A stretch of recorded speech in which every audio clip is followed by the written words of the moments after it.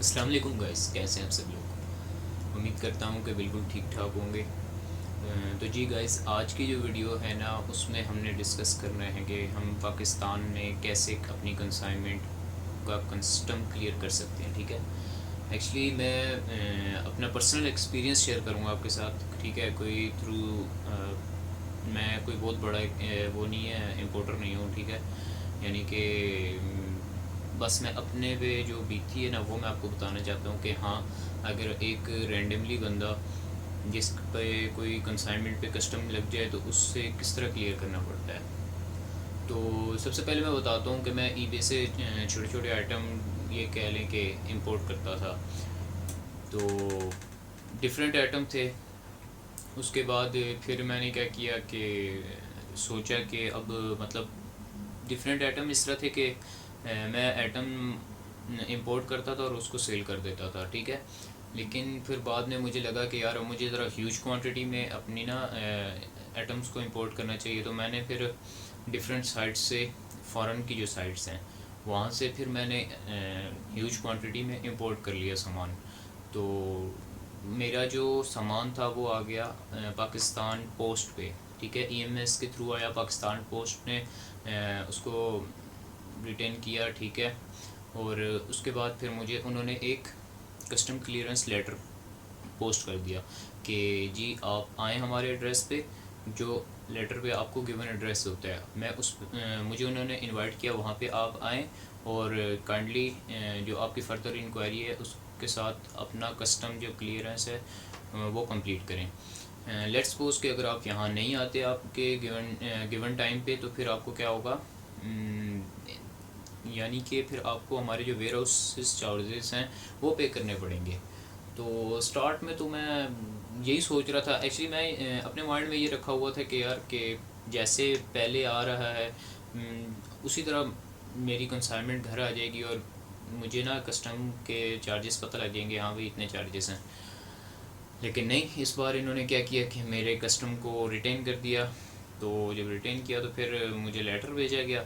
Actually जो पहले होता था ना, वो ये होता था, आप जब एक दो छोटी क्वांटिटीज़ में आइटम मंगवाएं तो उसमें ये होता है कि आपको पोस्टमैन खुद घर में आके आपका पैकेज दे जाता है।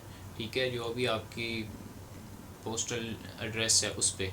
ठीक है, उस पर आपको जब जो आपकी प्रोडक्ट है वो देगा तो उसके साथ आपको क्या करेगा, एक कस्टम पेड ये कह लेंगे चिट होती है एक। ठीक है, छोटा सा एक फॉर्म होता है, उसमें आपको डिटेल बताई होती है कि इतने सेल परसेंट टैक्स है, इतने ये वेयर हाउस टैक्स हैं, इतने मतलब डिफरेंट उसमें 5-6 कैटेगरीज थी। लेकिन जब आप ह्यूज क्वांटिटी में इंपोर्ट करते हैं कोई चीज़, तो फिर आपको क्या करना पड़ता है कि अपने कस्टम जो इलाके की जो कस्टम मेन ब्रांच है वहाँ पे जाना पड़ता है, वहाँ से फिर क्लियर कराना पड़ता है। तो मुझे नहीं पता था इस चीज़ का, मैं फ़र्स्ट टाइम मतलब इस चीज़ पे मेरा वो पड़ा था वास्ता, ये कह लें कि फ़र्स्ट टाइम मेरा इससे यूँ वास्ता हुआ। तो मुझे लेटर आ गया भाई जी, मैं चला गया। साथ मेरे एक फ्रेंड था, वो उससे मैंने बोला चल यार चलते हैं, मेहरबानी कर, थोड़ा सा मुझे पता नहीं है कुछ इतना, तो चलते हैं दोनों भाई साथ मिल के चलते हैं, कस्टम क्लियर कराते हैं। तो ठीक है भाई, वो भी चला गया। उसका भी मतलब वो भी इस लिहाज से इस फील्ड में फ़र्स्ट टाइम था, उसका भी मतलब एक्सपीरियंस कोई नहीं था। दोनों भाई चले गए। अब पोस्ट ऑफिस था। ठीक है, तो इलाके का सबसे बड़ा पोस्ट ऑफिस है, हेड ब्रांच है, वहाँ पे हम गए।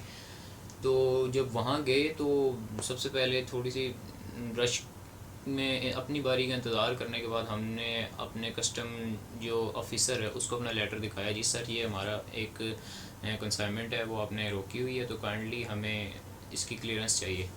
तो कहते हैं कि अच्छा बच्चे बताएं इसमें क्या है। तो मैंने अपनी पहले तो मैंने वर्बली उन्हें बताया कि सर ये आइटम है, ये मैंने यहाँ से मंगवाया, तो ये सेलर की डिटेल है, ये मेरी अपनी डिटेल है। तो वो कहता है ठीक है सही है, लेकिन आप इसकी प्राइस बताएं। तो मैंने उसको बताया, वर्बली बताया कि सर ये मेरी प्राइस है कंसाइनमेंट की। वो बोल रहे नहीं भाई, ये तो आपकी प्राइस है ही नहीं है।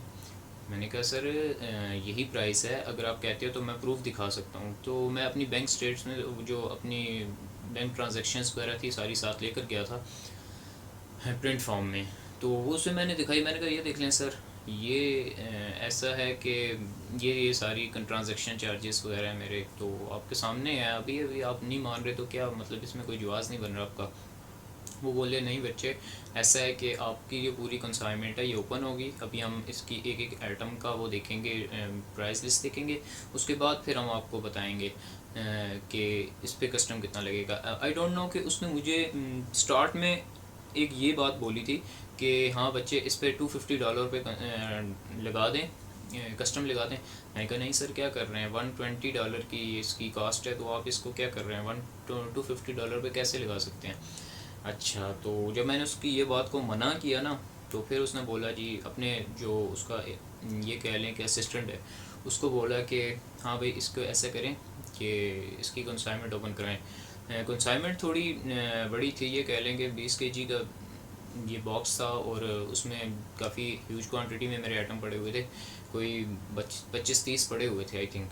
हाँ, तो जब मैंने अपना कंसाइनमेंट उन्होंने खोली मेरी, तो वो एक एक आइटम को उसने काउंट किया। सबसे पहले जब काउंट किया तो 25 थे आइटम। अब वो ये पूछता है भाई कि एक आइटम की प्राइस क्या है। उसने दोबारा मुझसे वही सवाल किया जो पहले होल कंसाइनमेंट का सवाल किया था। उसको मैंने फिर बताया, मैंने कहा सर ये $2 का, $3 की, इस तरह डिफरेंट आइटम है। तो वो कह रहा है यार क्या कह रहे हो अब, ये 2 आइटम 3 आइटम। मैंने कहा सर होल सेल मंगवा रहा हूँ मैं, कौन सा इसको यानी कि रिटेल फॉर्म में तो नहीं ले रहा, मैं इसको होल सेल फॉर्म में ले रहा हूँ, तो मुझे इतने का ही पड़ेगा, सारी बात है, मैंने आगे सेल करना है। तो कहता है नहीं बच्चे आप ऐसा ये गलत बोल रहे हो।